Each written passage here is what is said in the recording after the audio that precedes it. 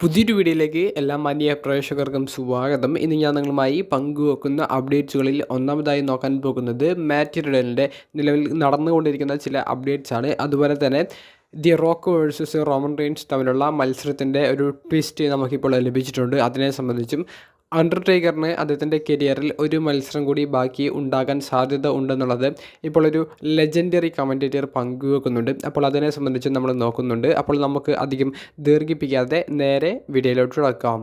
ആദ്യമായി നമ്മൾ നോക്കാൻ പോകുന്ന അപ്ഡേറ്റ് ദി അണ്ടർടേക്കർ എന്ന WWE ഹോൾ ഓഫ് ഫെയിമറിനെ സംബന്ധിച്ചാണ്. ദി അണ്ടർടേക്കറുടെ ആരാധകരുണ്ടെങ്കിൽ കമൻറ്റ് ബോക്സിലൊന്ന് രേഖപ്പെടുത്തുക. 2020 AJ സ്റ്റൈൽസിനെതിരെ റസൽമേനിയയിൽ കളിച്ച മത്സരമാണ് അണ്ടർടേക്കറുടെ WWE കരിയറിലെ അവസാന മത്സരം എന്ന് പറയുന്നത്. അതൊരു സിനിമാറ്റിക് ടൈപ്പ് മത്സരം ആണെങ്കിൽ പോലും പിന്നീട് അണ്ടർടേക്കർ സർവൈവർ സീരീസിലൊക്കെ വന്ന് റിട്ടയർമെൻറ്റ് പ്രഖ്യാപിക്കുന്നതാണ് നമുക്ക് കാണാൻ സാധിച്ചത്. അണ്ടർടേക്കർ ഇനി തിരികെ റിംഗിലേക്ക് കയറില്ല എന്നുള്ളത് ഏകദേശം ഉറപ്പായി കഴിഞ്ഞിട്ടുണ്ട്.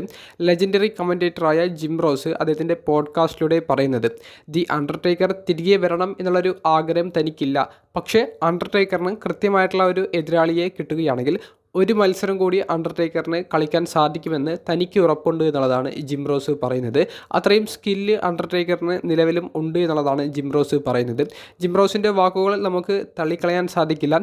സൗദി അറേബ്യയിൽ ഇതുപോലെ ഒട്ടനവധി ലെജൻഡ് റെസ്ലേഴ്സിനെ WWE കൊണ്ടുവന്നിട്ടുണ്ട്. അപ്പോൾ ഈ വർഷമോ അടുത്ത വർഷമോ അണ്ടർടേക്കറിന് ഒരു മത്സരം കളിക്കാൻ തോന്നിയാൽ അണ്ടർടേക്കർ തിരികെ വന്നാലും അത്ഭുതപ്പെടേണ്ടതില്ല. എന്തായാലും നിലവിൽ അണ്ടർടേക്കറിന് തിരികെ വരുന്നതിൻ്റെ യാതൊരുവിധ സൂചനയും നൽകിയിട്ടില്ല. തിരികെ വരികയാണെങ്കിൽ അണ്ടർടേക്കർ ആർക്കെതിരെ മത്സരിച്ച് കാണാനാണ് നിങ്ങൾ താല്പര്യപ്പെടുന്നത്?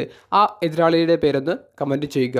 അടുത്തതായി നമ്മൾ നോക്കാൻ പോകുന്നത് മുൻ WWE സൂപ്പർ ആയിരുന്ന മാറ്റ് റിഡലിനെ സംബന്ധിച്ചാണ്. മാറ്റ് റിഡൽ ഈ ഞായറാഴ്ച കഴിഞ്ഞ MLW എന്ന് പറയുന്ന കമ്പനിയുടെ ഷോയിൽ പങ്കെടുത്തിട്ടുണ്ടായിരുന്നു എന്നാണ് നമുക്ക് അറിയാൻ സാധിക്കുന്നത്. റോമൻ റെയിൻസിൻ്റെ കസിനായ ജേക്കബ് ഫാറ്റു എന്ന റെസ്ലറിനെതിരെയാണ് മെയിൻ ഇവൻറ്റിൽ റിഡിൽ മത്സരിച്ചത്. മത്സരം അതിഗംഭീരമായിരുന്നു എന്നാണ് നമുക്ക് സോഷ്യൽ മീഡിയയിൽ നിന്ന് അറിയാൻ സാധിക്കുന്നത്. മത്സരത്തിൽ ജേക്കബ് ഫാറ്റുവിൻ്റെ പരാജയപ്പെടുത്തിക്കൊണ്ട് മാറ്റ് റിഡൽ വിജയിച്ചു എന്നാണ് അറിയാൻ സാധിക്കുന്നത്. ഓൾറെഡി ന്യൂ ജപ്പാൻ പ്രോ റെസ്ലിംഗിൽ ഒരു വീഡിയോ ഫുട്ടേജിലൂടെ റിഡിൽ അപ്പിയർ ചെയ്ത ഒരു അപ്ഡേറ്റ് ഞാൻ നിങ്ങളുമായി പങ്കുവച്ചിട്ടുണ്ടായിരുന്നു. ഈ ശനിയാഴ്ച നടക്കാൻ പോകുന്ന ന്യൂ ജപ്പാൻ പ്രോ റെസ്ലിംഗിൻ്റെ അമേരിക്കയിൽ വെച്ചിട്ടുള്ള ഒരു ഷോയിൽ ഒരു ടാഗ് ടീം മത്സരം കളിക്കാൻ വേണ്ടി റിഡിൽ വരുന്നുണ്ട് എന്നാണ് നമുക്ക് അറിയാൻ സാധിക്കുന്നത്. ന്യൂ ജപ്പാൻ പ്രോ റെസ്ലിംഗിന് വേണ്ടിയിട്ടുള്ള ആദ്യ മത്സരമാണെന്നാണ് എനിക്ക് തോന്നുന്നത്. ടീം DK എന്ന് പറയുന്ന ഒരു ടീമിനെതിരെയാണ് റിഡിലും അദ്ദേഹത്തിൻ്റെ പാർട്ണർ ആരാണെന്നുള്ളത് വെളിപ്പെടുത്തിയിട്ടില്ല. അദ്ദേഹം ഒരു ടാഗ് ടീം മത്സരം കളിക്കുന്നത്.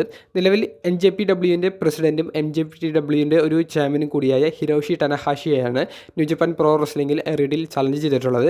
ആ ഒരു മത്സരം ഉടനെ വരാനുള്ള സാധ്യതകളും ഉണ്ട്. അവസാനമായി പങ്കുവെക്കാനുള്ളത് Roman Reigns versus the Rock തമ്മിലുള്ള മത്സരത്തിൽ വമ്പൻ ട്വിസ്റ്റ് എന്നുള്ളൊരു രീതിയിൽ ഒരു അപ്ഡേറ്റ് നിലവിൽ പുറത്തേക്ക് വരുന്നുണ്ട്. എത്രത്തോളം സത്യാവസ്ഥ ഈ ഒരു വാർത്തയ്ക്ക് പുറകിലുണ്ട് എന്നുള്ളത് നമുക്ക് അറിയില്ല. നമുക്ക് കേൾക്കാൻ സാധിക്കുന്ന ഒരു അപ്ഡേറ്റ്, നമ്മൾ the Rock versus Roman Reigns തമ്മിലുള്ള ഒരു മത്സരം ഈ വർഷത്തെ റെസ്ൽമേനിയയിലൊക്കെ നടക്കാൻ സാധ്യത ഉണ്ടെന്നാണ് പ്രതീക്ഷിക്കുന്നത്. പക്ഷേ ഇപ്പോൾ നമുക്ക് ലഭിച്ചിരിക്കുന്ന ഒരു റിപ്പോർട്ടിൽ കൊടുത്തിട്ടുള്ളത് എലിമിനേഷൻ ചേംബറിലോ റെസ്ൽമേനിയയിലോ ഈ ഒരു വർഷം ഈ ഒരു മത്സരം നടക്കില്ല. ഈ വർഷം തന്നെ സൗദി അറേബ്യയിൽ വെച്ച് നടക്കുന്ന ഒരു ഷോയിൽ വെച്ചിട്ടായിരിക്കും ഈ ഒരു ഡ്രീം മെഗാ മെയിൻ ഇവൻ്റ് മത്സരം നടക്കാൻ സാധ്യത എന്നാണ് നമുക്ക് അറിയാൻ സാധിക്കുന്നത്. എത്രത്തോളം സത്യാവസ്ഥ ഉണ്ടെന്ന് അറിയില്ല ഈ ഒരു റിപ്പോർട്ടിന് പിറകിൽ. പക്ഷേ സൗദി അറേബ്യയിൽ വെച്ച് നടക്കുമെന്ന് പറയുമ്പോൾ നമുക്ക് ഒറ്റയടിക്ക് തള്ളിക്കളയാനും സാധിക്കില്ല.